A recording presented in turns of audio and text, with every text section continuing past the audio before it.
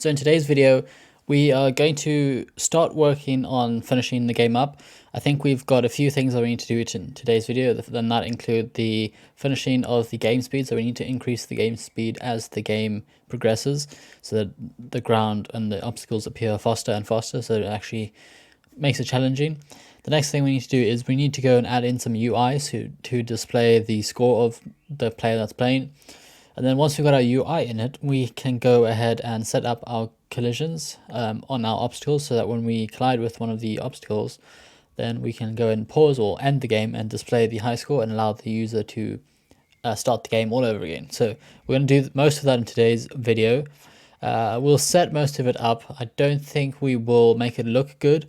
We'll do that in the final episode, which should be tomorrow's episode, where hopefully we also go and fix the look of our dinosaur as well as the other art like the cactus, and I think I'm going to bring in some other obstacles to include as well, so it's not just the same cactus that appears.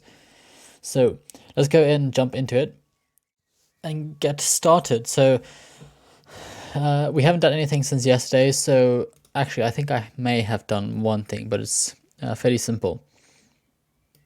So what I have done, let me just test. Yeah, so what I have done is I've changed the gap between the obstacles so that they're not always, it doesn't always look the same. We might change it so that it's not, actually, I think we'll just leave it how it is. It doesn't really make that much of a difference. But what we need to do in today's episode is we need to go and fix the game speed. So what we want to do for that is let's go to where we are moving our obstacles. So in our move left, I believe our move left function is attached to our ground as well as our, no it's not, yeah it is, sorry, it's attached to our ground as well as our obstacles, which is perfect because that means we only have to change it in one script. So let's go and do that. So in our move left script, let's go and create two integers, and these are actually not going to be int, it's going to be one of them is going to be a float. So let's go and say private float. This is going to be initial game speed. So we want the game speed to start off at, where is it? Actually, I think it's in our global class. Game speed is 5. So we'll set that equal to 5. Actually, let's go and rename this. So we'll copy that and paste that in there. And then we can go and change this to initial game speed. But actually, now I'm thinking that we don't really need a global class. So let's go and delete that, and then we'll just bring it in here. So we can get rid of global because we're moving our obstacle and our ground in using the same script. We don't really need a global class. We can just do it in the one class. So we'll make this equal to the 5 that we had it before. And then we also want a what's going to be, it's going to be a private float. We'll just make it a float, private float game speed. We won't set that, we'll leave that like that for now. Actually, we'll change this to game speed, and then we'll bring back our start method. And then what we can do is in our in our start method, we can go and say game speed is equal to initial.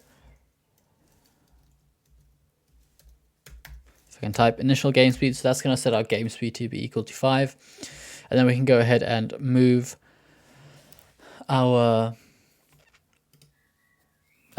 obstacles and our ground. So let's just go and make sure that that still works. So we should still have our obstacles moving, which they are. Okay, that's fine. So now we need to go and increase this over time. So to do that, we can go and say, let's go and say, or let's create another method here and just say move. We'll just say move.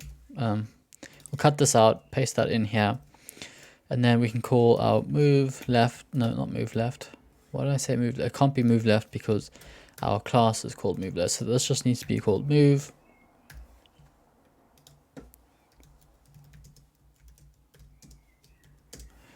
Okay, so that is fine. Now, after we called our move method, we need to go and increase the speed. So every frame, the speed is going to increase. So we need to go and create a private float speed increase.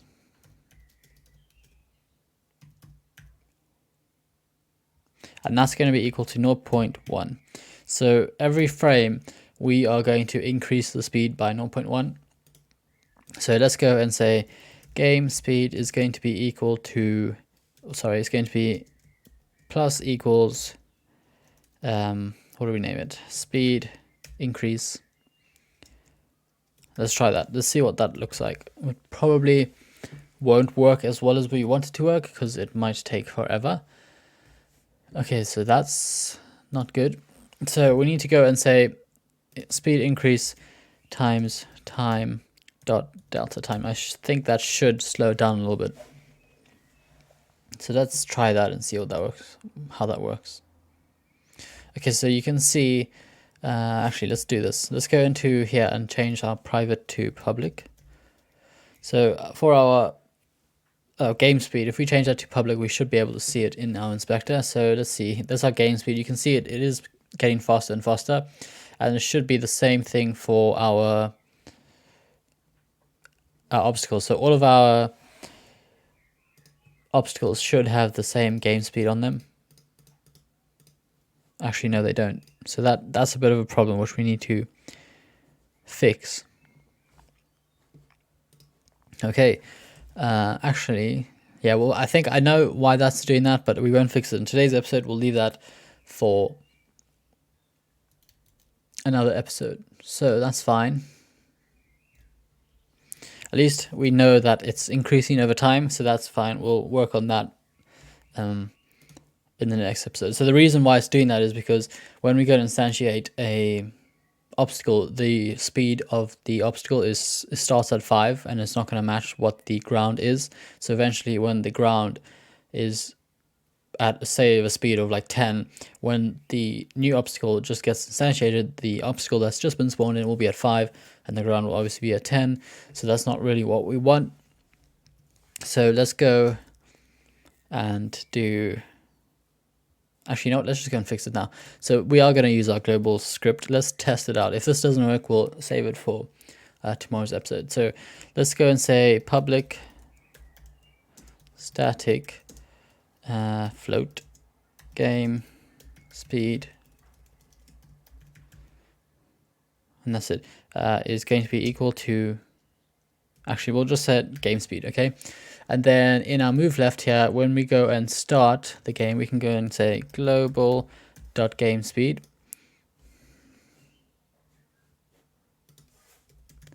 Game speed, okay, so global, we're going to go and set the global game speed to the initial game speed. And then we can go and say global dot game speed is going to be equal to that. Okay, so now that I'm doing this, I can kind of see that I don't think this is going to work the way I wanted it to work. But anyway, let's give this a test and see how it fails. So let's test it out. Okay, so we don't have any speed. Okay. Let's see, global game speed is equal to initial game speed, that's fine.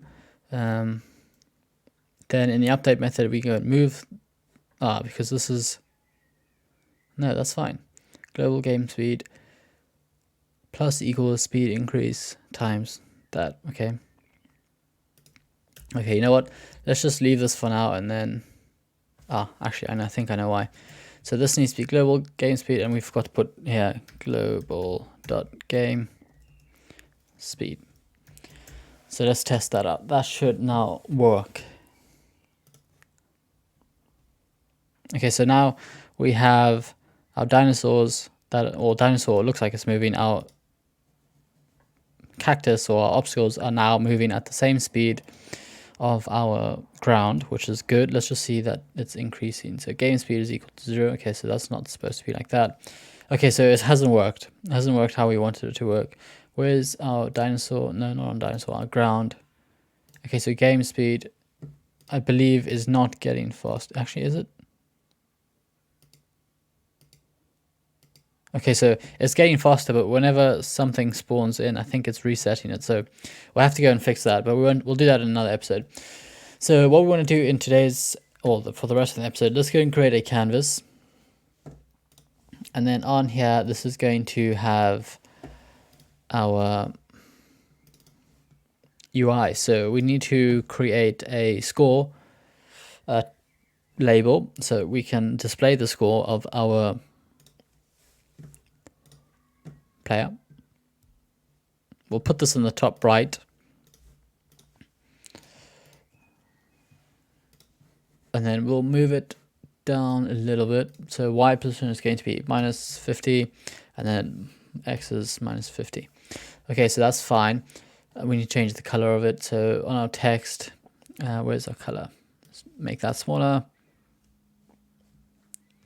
Let's make it black for now. We might change the font of it. We'll see what it looks like.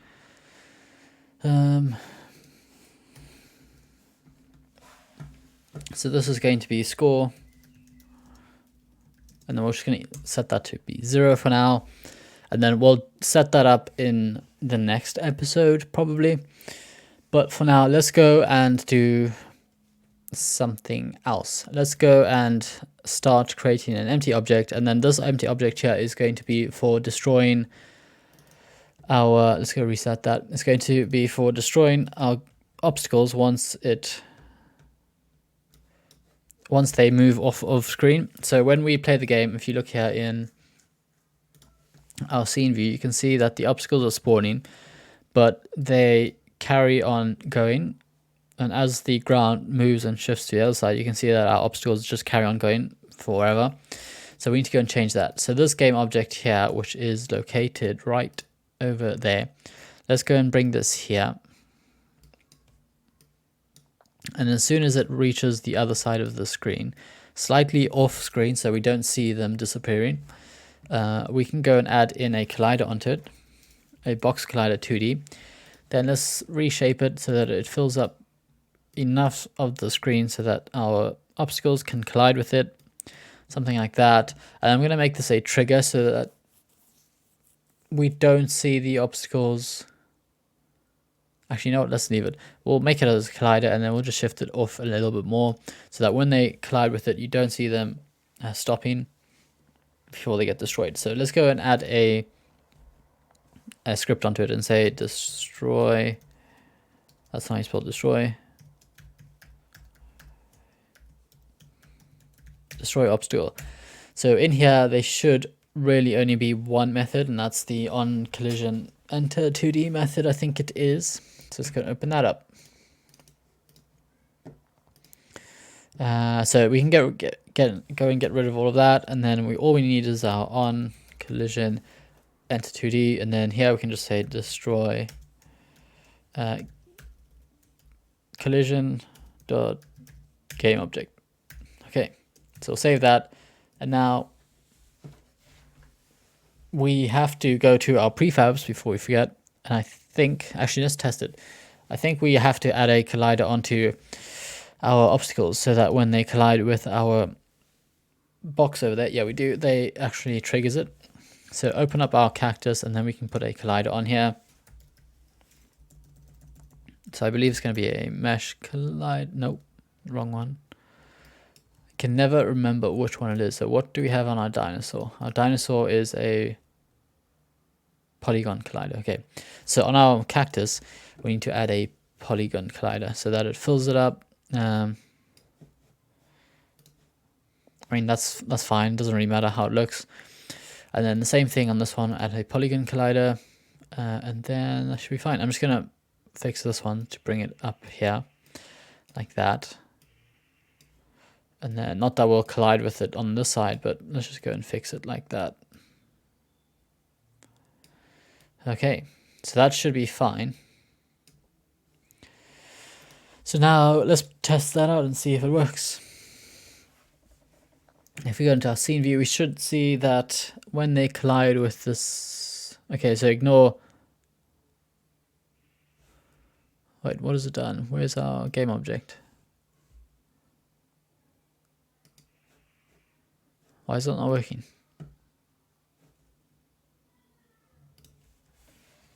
That's weird. So our dinosaur definitely worked because we collided with that. So the dinosaur is destroyed, but our objects are not. Polygon collider. That's weird. So let's go and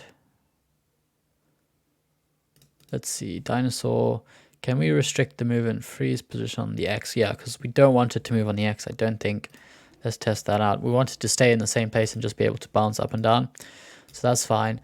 Now let's go to our cactus, and here we can give it a tag. I don't know if this is going to work, but let's go and say obstacle, and then back onto our cactus. We'll put that on there. We'll save that. It's got our collision on it.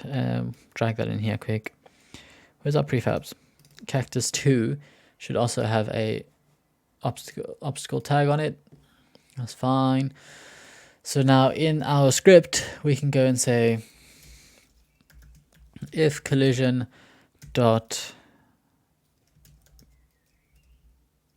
game object dot compare tag is going to be global dot obstacle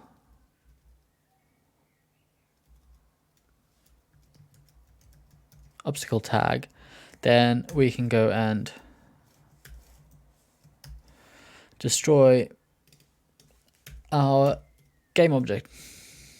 Okay, so let's go and create this. So in here, all we have to say is public string, public static read only string. What do we say? Tag, obstacle tag is going to be equal to the exact same thing that we just created in our tags, obstacle. So I hope that's the exact same thing. Okay, so that should be fine. Let's go and test that out and see if we get any luck. Okay, clearly not. So what are we having? Where's our console? Here it is. So okay, so clearly we didn't name it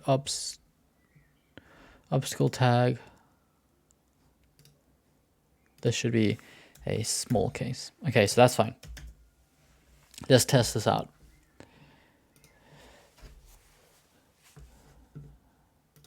So obstacles should collide,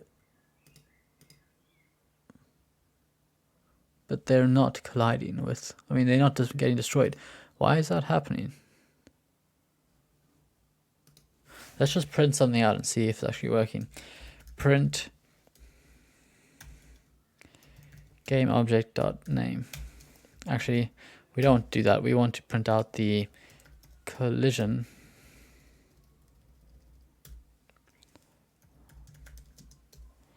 dot game object dot name, so we can see what we're colliding with, if anything is actually happening.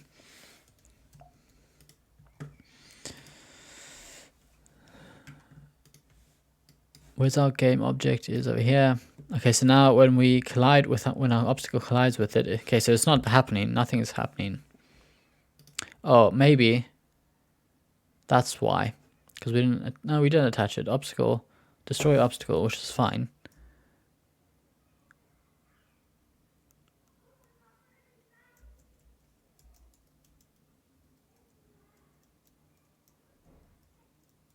Maybe, okay, hold on.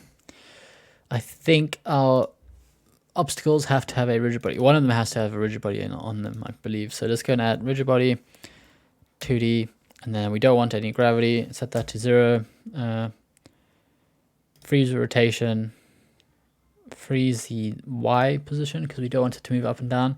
We just want it to move on the X axis. So let's test that out. So only one type of them is going to get destroyed because we only added onto one of them. Well, clearly none of them are going to get destroyed.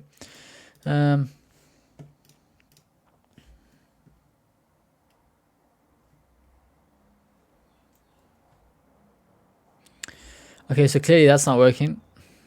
I wonder why that's not working.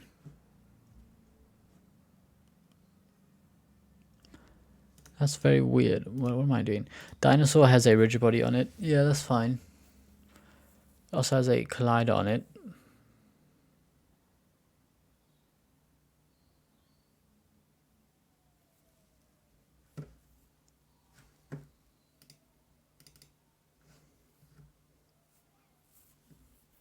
This is probably something extremely simple that I'm just forgetting.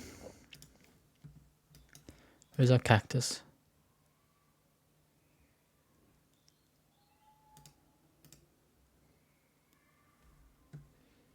Okay, that's very weird. But anyway, we will, well, at least I will go and figure out why that's doing that, because that's really simple. It should be fairly simple to implement. We've done it so many times. But yeah, that's it for today's episode. So tomorrow's episode, we will hopefully finish the game. I don't really know if I'm gonna update the images of the dinosaur. Actually, I probably should, just to make it look better. But we'll do that in tomorrow's episode. So thanks for watching again. If you made this far, please go ahead and subscribe to the channel, and I'll see you in tomorrow's episode, where we hopefully will finish it. So goodbye.